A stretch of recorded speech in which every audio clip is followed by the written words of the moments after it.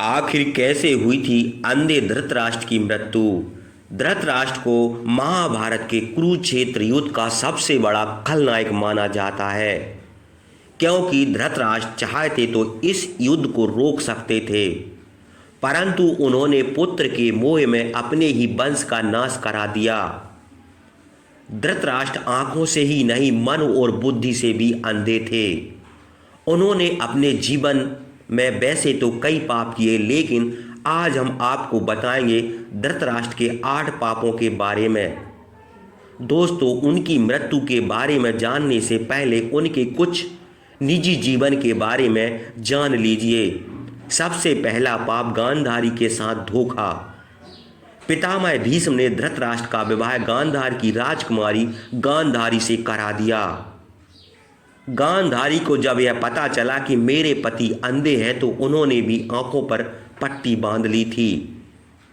गांधारी का विवाह धृतराष्ट्र से करने से पहले ही ज्योतिषियों ने सलाह दी कि गांधारी के पहले विवाह पर संकट है, इसलिए गांधारी का पहला विवाह एक बकरे से करवाया गया। बाद में उस बकरे की बलि दे दी गई। कहा जाता है कि गांधारी को किसी प्रकार के प्रकोप से मुक्त करवाने के लिए ही ज्योतिषियों ने यह सुझाव दिया था, और बाद में उसका विवाह धृतराष्ट्र से करा दिया गया। गांधारी के परिवार को जेल में डालना यह दूसरी गलती थी। गांधारी एक विधवा थी। जब महाराज धृतराष्ट्र को पता चला तो वे बहुत क्रोधित हो गए और उन्होंने समझा कि गांधारी का पहले किसी से विवाह हुआ था। धृतराष्ट्र के मन में इसको लेकर दुख उत्पन्न हुआ और उन्होंने इसका दोषी गांधारी के पिता राजा सुबल को माना। धृतराष्ट्र ने गांधारी के पिता राजा सुबल को पूरे परिवार सहित कारागार में डाल दिया। कारागार में उन्हें खाने के लिए केवल एक ही व्यक्ति का भोजन दिया जाता था। केवल एक ही व्यक्ति के भोजन से भला सभी का पेट कैसे भरता। धृतराष्ट्र ने पूरे परिवार को भूखे मार देने की साजिश रची थी। राजा सुबल ने यह निर्णय लिया कि वह भोजन केवल उसके सबसे छोटे पुत्र को ही दिया जाए, ताकि उनके परिवार में से कोई तो जीवित बच सके, और वह था शकुनी। यह भी कहा जाता है कि विवाह के समय गांधारी के साथ उनका भाई शकुनी और उम्र में बड़ी उनकी एक सखी हस्तिनापुर आई थी, और दोनों यहीं रह गए। तीसरा पाप था दासी के साथ सहवास। गांधारी के पुत्र को कौरव पुत्र कहा गया, लेकिन उनमें से एक भी कौरव वंशी नहीं था, और गांधारी के 99 पुत्र एक पुत्र थी जिन्हें कौरव कहा जाता था। गांधारी ने वेद व्यास से पुत्रवती होने का वरदान प्राप्त किया था। इस वरदान के चलते ही गांधारी को 99 पुत्र और एक पुत्री मिली थी।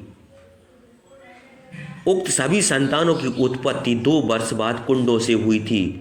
गांधारी की बेटी का नाम दुशाला था। गांधारी जब गर्भवती हुई थी तब धृतराष्ट्र ने दासी के साथ सहवास किया था, जिसके चलते युत्सु नाम का पुत्र उत्पन्न हुआ था। इस तरह कौरव 100 हो गए थे। चौथा पाप, पुत्र के मोह में करवाया युद्ध। पुत्र मोह में धृतराष्ट्र पांडवों के साथ अन्याय करते रहे, लेकिन राजा और राज सिंहासन के प्रति निष्ठा के चलते भीष्म उनके साथ बने रहे। धृतराष्ट्र ने अपने पुत्र मोह में सारे वंश और देश का सर्वनाश करा दिया।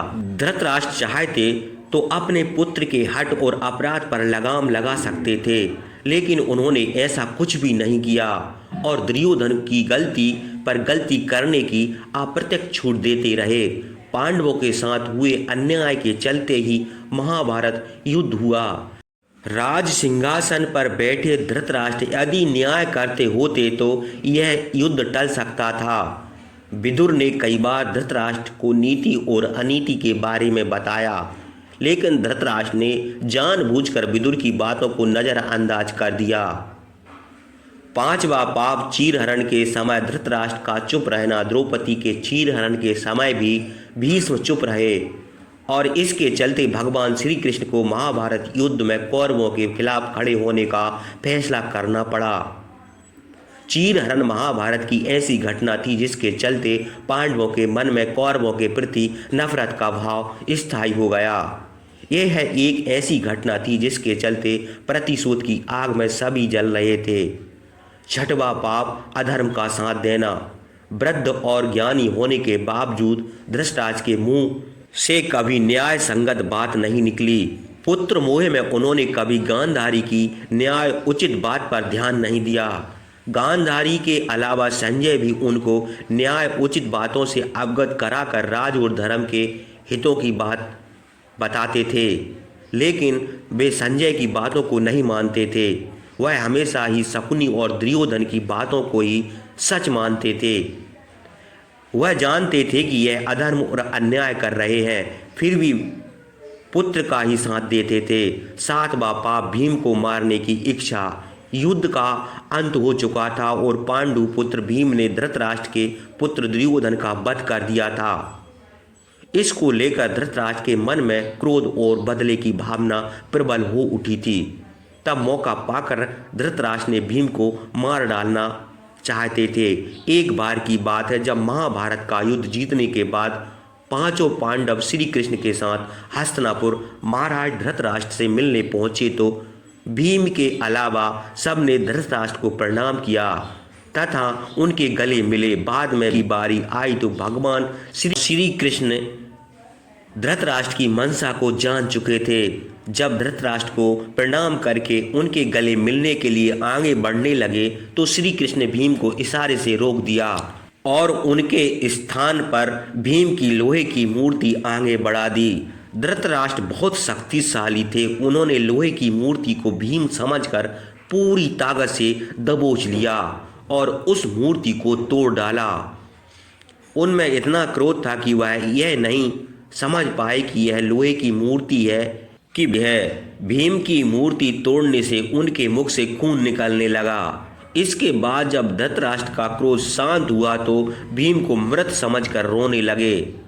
तब भगवान श्री कृष्ण बोले, भीम तो जीवित है, आपने भीम समझकर मूर्ति को तोड़ा। इस प्रकार भगवान श्री कृष्ण ने धृतराष्ट्र से भीम की जान बचाई थी। आठवां पाप, पूर्व जन्म का पाप। कहते हैं कि पूर्व जन्म में किए गए पाप के कारण धृतराष्ट्र अंधे थे। दरअसल अपने पूर्व जन्म में धृतराष्ट्र एक बहुत ही निर्दयी एवं क्रूर राजा थे। एक दिन जब वह अपने सैनिकों के साथ राज्य में भ्रमण करने निकले तो उनकी नज़र एक तालाब में अपने बच्चों के साथ आराम करते एक हंस पर पड़ी। उन्होंने सैनिकों को तुरंत आदेश दिया कि उस हंस की आंखें निकाल ली जाएं। सैनिकों ने राजा की आज्ञा का पालन किया।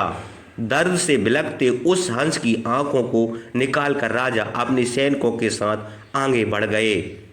उस हंस की पीड़ा के कारण मृत्यु हो गई। इस घटना को देखकर उसके बच्चे भी मृत्यु को प्राप्त हो गए।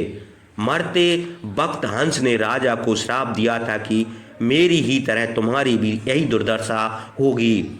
इसी श्राप के कारण अगले जन्म धृतराष्ट्र अंधे पैदा हुए थे तथा उनके पुत्र उसी तरह मृत्यु को प्राप्त हो गए थे। धृतराष्ट्र की मृत्यु के बारे में जान लेते हैं। महाभारत युद्ध के 15 वर्ष बाद धृतराष्ट्र, गांधारी, संजय कुंती वन में चले गए। 3 साल बाद एक दिन धृतराष्ट्र गंगा के तट पर स्नान के लिए गए और उनके जाते ही जंगल में आग लग गई और वे सभी धृतराष्ट्र के पास आ गए। संजय सभी को जंगल से चलने के लिए कहने लगे, लेकिन दुर्बलता के कारण धृतराष्ट्र वहां से नहीं जा पाए। गांधारी, कुंती भी वहीं रह गई। संजय उन्हें अकेले ही जंगल में छोड़कर चले गए। तब तीनों लोग आग में झुलस कर मर गए। संजय उन्हें छोड़कर हिमालय की ओर प्रस्थान करते हैं, जहाँ पर सन्यासी की तरह रहने लगे। बाद में नारद मुनि युधिष्ठिर को यह दुखद समाचार देते हैं। युधिष्ठिर वहां जाकर उनकी आत्म शांति के लिए धार्मिक कार्य करते हैं। इस तरह से हुई थी अंधे धृतराष्ट्र की मृत्यु।